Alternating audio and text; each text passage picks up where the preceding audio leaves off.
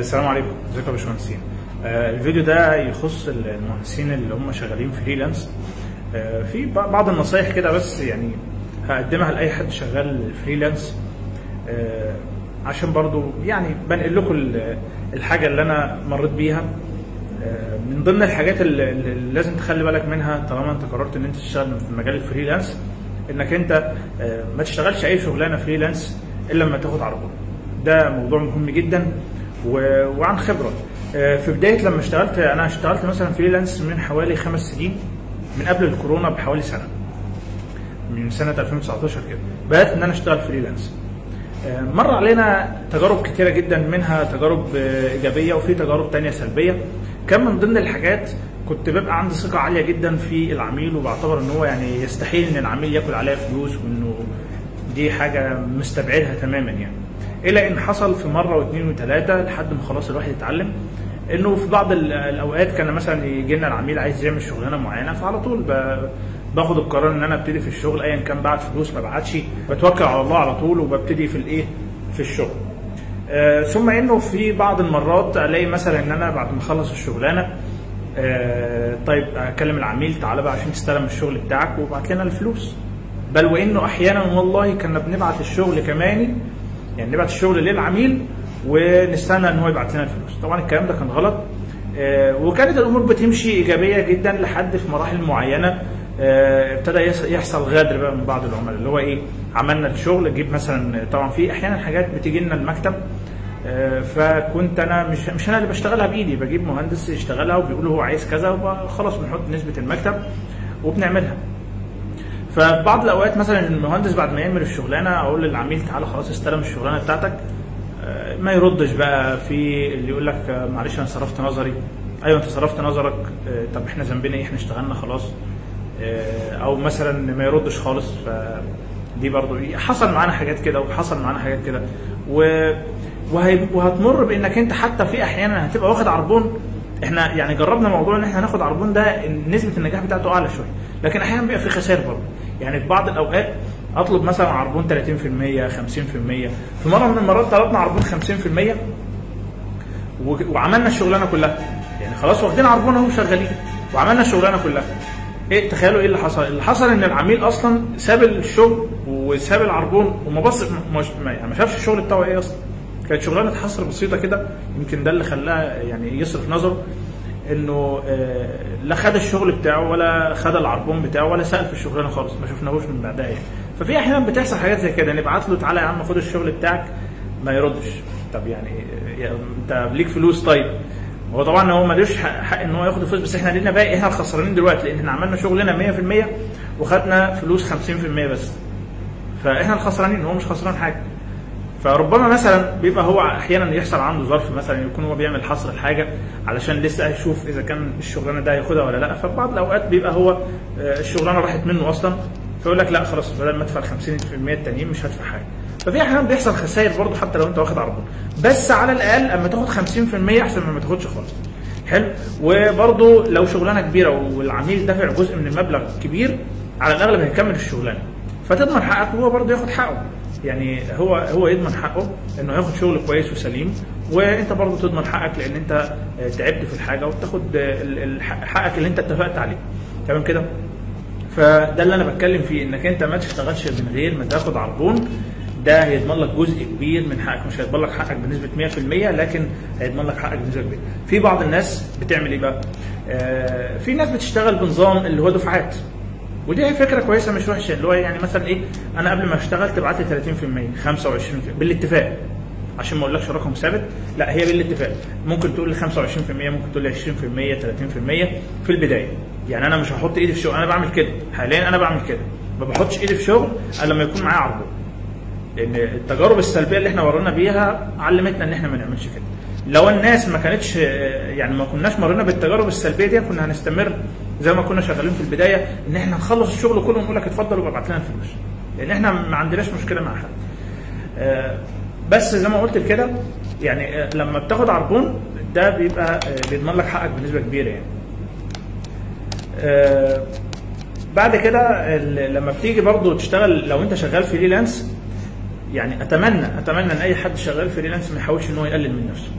يا جماعه احنا بيجي لنا ناس مثلا تعمل شغلانه، مثلا حد مثال مفيش مشكله يعني نقول بارقام، الاقي مثلا حد جايب فيلا من السعوديه مثلا عايز يعمل لها تصميم، فاقول له مثلا والله بقول سعر عادل جدا جدا، يعني مش عايز اقول مثلا ان احنا يعني على الجوده اللي احنا بنسلمها المفروض نطلب ضعف السعر اللي احنا بنبقى عارضينه يعني، بس بنقول عشان ايه الامور برضه تمشي، ما بنحاولش ان احنا يعني بنقول افريج، بناخد متوسط، لا بنحاول ان احنا ننزل ولا بنحاول ان احنا نطلب السعر اللي احنا اصلا المفروض نطلبه.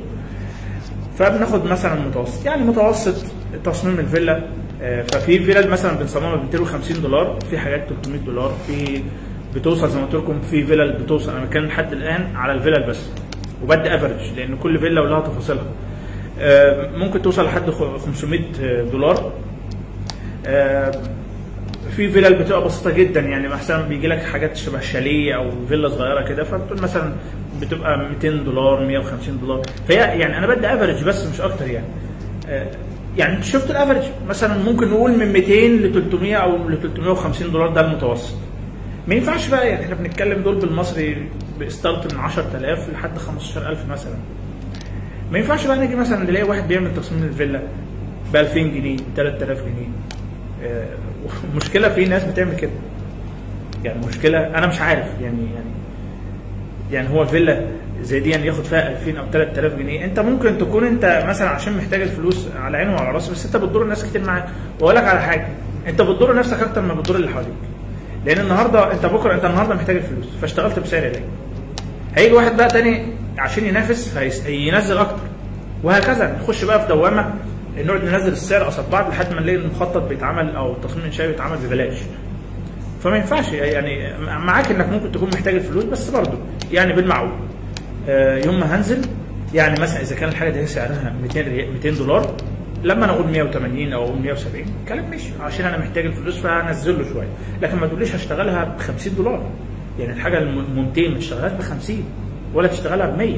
انت ممكن تنزل مثلا يا سيدي عشان انت مثلا لو شايف ان انت محتاج الفلوس ولازم وعايز اشتغل واعمل واخد خبره والكلام ده كله، ده ما يكونش على سبيل ان انت تضر الناس حواليك وانت هتكون اكتر واحد مضروب، لان بعد انت دلوقتي مزنوق في فلوس وخدت فلوس خلاص، بعد كده هتبقى مثلا محتاج بقى تشتغل عادي شغلك العادي، فمثلا الحاجه دي بتتكلف $300 هتيجي تطلب ال $300 مش هيديهم لك، ليه؟ هيروح لنفس اللي انت عملته في الاول هيترد لك بقى، هيروح لواحد تاني يكون برضه لسه بادئ جديد وعايز يثبت نفسه ويقعد بقى يشتغل بسعر قليل برضه ويبقى شغل تعبان على الاغلب.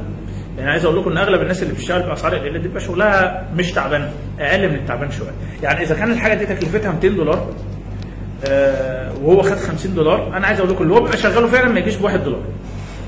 انتوا معايا؟ فدي نقطه. وخلي بالكم اكبر خسران في الموضوع هو العميل لعلمكم يعني، لان هو استرخص، هو راح لواحد رخيص وفاكر ان كل المهندسين بتوع التصميم بيطلعوا تصميم زي بعض، يعني هو فاكر، العميل فاكر، ودي نصيحه للعميل، اوعى تكون فاكر ان كل المهندسين بتوع التصميم بيطلعوا زي بعض، دي مفيش حاجه في الدنيا كده اصلا. يعني انت حتى لما تروح تشتري اي حاجه من اي مكان ده بيعملها بشكل وده بيعملها بشكل، فاكيد في فرق جوده. ودايما انا بلاحظ ان حته الجوده دي مالهاش سعر. ليه حته الجوده؟ يعني هو مثلا واحد بيجي يعمل عنده التصميم فيقول لي مثلا والله يا باشمهندس ده يتكلف كام؟ اقول له مثلا $200 $300، فيقول له ده واحد تاني بيعملها ب 100. ما هو ممكن يكون بيعملها ب 100 بس بيديك شغل اي كلام. يعني مش هقول لك مثلا ايه لا ده هي والله مش هقعد مثلا اناقش معاك ولا والله ده هي المفروض 200 ولا لا، هو ممكن يكون بيديك ب 100 بيعملها لك ب 100 بس هو شغله ما يسواش حتى $1، بل وانه هيضرك لانه هيديك تكلفه عاليه جدا. اذا كانت الفيلا دي هتتكلف مثلا 250,000 ريال ممكن يخليها لك تتكلف 300,000 ريال، يبقى انت كلفت نفسك زياده كام؟ 50,000 ريال عشان استرخصت في قد ايه؟ في 1000 ريال. يعني انت حبيت توفر 1000 ريال فخسرت 50,000 ريال في الفاضي، رماهم لك حديد وخرسانه كده في الموقع، مالهمش اي لازمه، كنت ممكن توفرهم. خليك هتوفر 50,000 ريال دفعت منهم 1000 ريال وفرت 49,000 ريال. انا بدي مثال بس مش اكتر، واحيانا بيوصل والله اكتر من كده كمان. طب دي مش مشكله، هنقول ان ممكن واحد يعمل تصميم غير اقتصادي، لكن في حاجه يعني بتبقى اسوأ من كده. ايه هي؟ انه ممكن يعمل لك تصميم غير امن، انه ممكن يعمل لك حاجات مش امنه اصلا، يعني ممكن تبقى حاجات معموله غلط، التصميم بتاعها غلط. دي بقى ما فيش فيها حته لا 50 ولا 100,000 ريال ولا الكلام ده، هو التصميم نفسه غلط. وبيجي لنا حاجات كتيره جدا لو اتنفذت بالوضع ده يا اما المنشأ هيقع يا اما هيقعد فتره بسيطه ويحصل فيه مشاكل ويبدا ان هو يعني يقول لك خلاص الفيلا دي ما عادش تنفع للسكن. نبدا بقى نقعد نحل في مشاكلها ونرمم، واحيانا ممكن يقول لك لا ده هي ممكن كلها تتهد على بعضها. ليه؟ لان هو استرخص. انت تكلفه التصميم قد ايه من تكلفه الفيلا بتاعتك؟ يعني انت لو حسبتها كده هتلاقي نفسك انه لا ما ينفعش تسترخص خالص. الفيلا مثلا اذا كانت هتتكلف 250,000 ريال او 500,000 ريال، التصميم لو مثلا التصميم الانشائي خد منهم بالمعماري بكله، انا ما اعرفش بس يعني اسعار المعماريين قد كده، يعني بتتراوح من حاجه لحاجه. بس خلينا مثلا يوم ما المخطط هيزيد في الانشائي، يوم ما هيبقى يعني كتير قوي هيبقى 2000 ريال لتصميم الفيلا، ما بيزيدش عن كده يعني. فلذلك ما تسترخصش. نصيحه للعميل قبل ما انصح المهندس ان هو ما يرخصش من نفسه، انك انت كعميل ما تروحش للرخيص وخلاص. لا، جوده اولا، ثم ماشي ممكن ده المهندس ده جودته عاليه وده جودته عاليه بس ده بيعمل اقل، ماشي مفيش مشكله. وعموما المهندسين اللي جودتهم حلوه هتلاقي فرق الاسعار بسيط، يعني مش هتلاقيه بعد. يعني انت لما يعني هل ده ما بيخلكش تحس بحاجه لما انت تروح لواحد ويقول لك التصميم ده هيتكلف $500 وتروح لواحد تاني يقول لك ب $50؟ يعني انت ما حسيتش بحاجه، يعني انت كعميل ما حسيتش بحاجه، يعني ما سالتش نفسك ايه الفرق الكبير قوي ده. انا عن نفسي انا لما بروح اشتري مثلا حاجه وعارف ان ثمنها 100 جنيه او 100 ريال واروح في مكان تاني ويقول لي ب5 ريال، انا على طول هشك، حتى لو هي نفسها بالظبط، بس هشك وممكن ما اشتريهاش. يعني انا ممكن ما اشتريهاش بسبب نسبه الشك العاليه اللي عندي، ان انا يعني ازاي ب5 ريال او ازاي ب5 جنيه، هشك فمش هشتريها. فهل ده ما بيخلكش مثلا تحس ان في حاجه غلط في الموضوع، ان الحاجه يبقى ثمنها كذا وهو بيعملها لك بسعر قليل جدا؟ فانت دايما ما تسترخصش.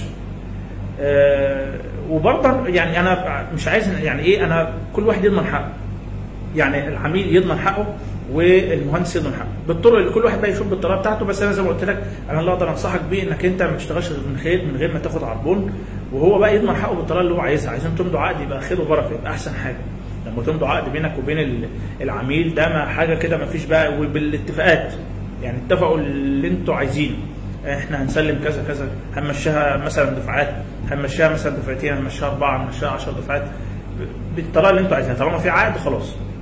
لكن اغلب الشغل بتاع الفريلانس ما بيبقاش فيه عقود، فبتبقى ماشي مبنيه على الثقه. بس اللي بيبقى يعني خايف اكتر شويه هو اللي شغال، يعني اللي هو المهندس نفسه هو اللي شغال وخايف ان مجهوده يروح، لان هو ممكن لو اشتغل وعميل ما ادالوش فلوس يبقى هو الخسران، العميل ماشي خلاص. بس لكن انت برضه كعميل انت بتروح للمهندس لازم تبقى عارف قبل المهندس ده ما تروح له، تبقى سائل عنه وعارف الناس دي، هل الراجل ده ممكن يكون مهندس بياخد الفلوس ما بيسلمش الناس حاجه.